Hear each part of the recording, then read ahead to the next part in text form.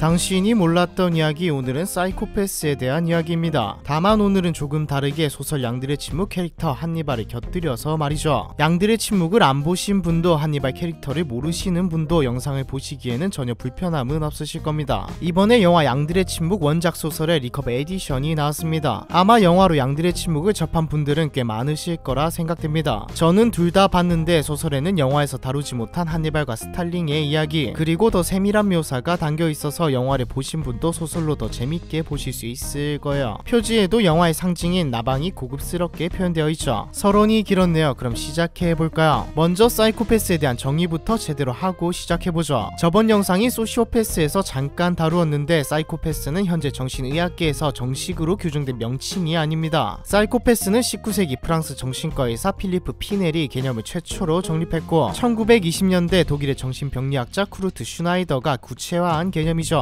이것마저도 1950년대에 반사회적 성격장애라는 병명이 생겨나면서 쓰지 않는 말이 되었습니다. 사회적으로는 약간 욕처럼 사용되기도 하죠. 범죄자가 아니더라도 잔인한 공감 못하는 사람을 사이코패스라고 하기도 합니다. 강호순과 같은 끔찍한 살인마들에게도 사이코패스라고 하는데 정확히는 반사회적 성격장애를 가진 범죄자인 것이죠. 의학적으로 반사회성 성격장애라고 하기는 하지만 심리학자들도 사용하고 사이코패스가 반사회적 성격장애 안에 포함되는 개념이니 영상에서도 그냥 사이코패스라고 하도록 하죠. 여러분들은 사이코패스라고 하면 뭐가 떠오르시나요? 연쇄살인범, 감정이 없는 사람, 머리가 좋은 범죄자, 공감을 하지 못하고 거짓말을 잘하는 사람, 뭐 이 정도가 있지 않을까 싶네요. 어느 정도는 맞고 대부분은 틀린 말입니다. 사이코패스는 생각보다 많이 존재하며 일반인도 있고 사회적으로 성공한 사람도 있죠. 물론 범죄자도 있고요. 사이코패스는 전체 인구의 0.5에서 1%를 차지하고 있으면서도 교도소 수감자의 20%를 차지하고 있죠. 대략 100명 중 1명 정도는 사이코패스일 수 있다는 말인데 사이코패스는 어떻게 구분할까요? 1991년 사이코패스 진단도구인 사이코패스 진단표 PCL-R이 개발됩니다. 여기서 40점 만점에 30점 이상이 나오면 사이코패스라고 진단할 수 있죠. 검사 항목들을 보면 후회나 죄책감을 느끼지 못한다, 깊은 감정을 느끼지 못한다, 타인에 대한 연민이 없다, 자극을 필요로 하고 쉽게 지루함을 느낀다, 다양한 범죄에 두루 능하다와 같은 문항들이 있습니다. 대표적인 사이코패스 범죄자 캐릭터인 한니발을 대입해보면 사람을 죽이거나 먹은 한니발은 후회나 죄책감을 전혀 느끼지 못하죠. 오히려 한니발에게 이런 범죄행위는 자극이자 미식입니다. 당연히 타인에 대한 연민은 전혀 없고요. 자신에게 무례하게 대했던 사람들은 찾아가 죽이기도 하죠. 소설과 영화를 보면 대화와 분위기를 통해 상대방을 가스라이팅하고 지배하는 장면을 볼 수 있는데 이것도 반사회적 성격장애의 특징 중 하나입니다. 다만 한니발이 소름 끼칠 정도로 똑똑한 것은 사이코패스라서 그런 게 아닙니다. 사이코패스라서 똑똑한 게 아니라 똑똑한데 사이코패스인 것이죠. 실제로 사이코패스의 대부분은 지능이 그렇게 높지 않습니다. 자신을 과대평가할 뿐이죠. 생각보다 사회적으로 성공한 사이코패스와 소시오패스가 꽤 많은 이유는 똑똑해서가 아니라 성향 때문입니다. 자신을 과대평가해서 생기는 자신감, 감정의 부재로 생기는 냉혹함과 현실 즉시, 게다가 불안장애와 우울증도 겪지 않으니 생각보다 사이코패스는 사회적으로 성공하기 꽤 좋은 조건입니다. 이것들에 대해서 정리해놓은 것도 있는데 사이코패스의 무자비함, 매력, 집중력, 정신적 강인함, 두려움이 없는 성격과 현실 즉시, 실행력은 조화되었을 때 사회적인 존경과 성공이 따라온다는 것이죠. 다만 조합 중 몇 개가 결여되거나 한두 가지가 선을 넘어버리면 폭군이 됩니다. 긴장감 있는 순간에서 침착할 수 있는 것도 한몫을하죠. 수술실의 외과의사, 고위 기업임원과 폭탄해체 전문가들에게도 사이코패스적 특성이 나타나는 경우가 많습니다. 성공하는 사이코패스와 범죄를 저지르는 사이코패스의 가장 큰 차이점은 통제력입니다. 한니발은 치밀했지만 충동성과 욕구를 억제하지 못했죠. 사실 사이코패스는 그러니까 대부분의 반사회적 성격장애를 가진 사람들은 평범하게 살아갑니다. 교육을 통해 사회성을 기르고 남들과 같이 살아가는 것이죠. 100명 중 1명 꼴인데 만약 사이코패스들이 전부 잠재적 범죄자라면 우리는 무사히 살아가고 있지 못할 겁니다. 인류의 진화 과정에서 사이코패스의 유전자도 멸종하지 않고 이때까지 왔죠. 우리 모두 어느 정도는 사이코패스적 성향을 가지고 있습니다. 혹시 나도 사이코패스인가 하는 사람들도 어느 정도의 성향만 가지고 있고 아닌 경우가 대부분이죠. 사이코패스가 아직까지 살아남은 것은 사회에서 꼭 필요한 직업과 역할을 하고 있기 때문입니다. 타고나기를 위험이나 스트레스를 잘 견디는 체질로 태어나는 것이죠. 그리고 사이코패스를 치유 가능한가에 대한 답변도 과거에는 아니오였지만 현재는 점점 긍정적인 발언들이 나오고 있습니다. 집단 치료, 전기 충격, 약물 치료 등이 효과를 보고 있죠. 양들의 침묵과 한니발은 잘 만든 소설이자 캐릭터입니다. 한니발이 워낙 매력있는 악역이다 보니 비슷한 스토리를 가진 영화 소설도 많이 나왔죠. 사회적인 사이코패스의 이미지는 한니발의 영향도 꽤 클 만큼 재밌고 매력적인 악역입니다. 범죄 스릴러 소설의 넘버원이자 역대급 리커버 에디션 양들의 침묵은 소장으로도 충분히 가치가 있으니 관심이 있으신 분들은 댓글에 링크를 참고해 주시면 되겠습니다. 한니발과 함께 본 사이코패스 이야기, 이번 편은 여기까지입니다.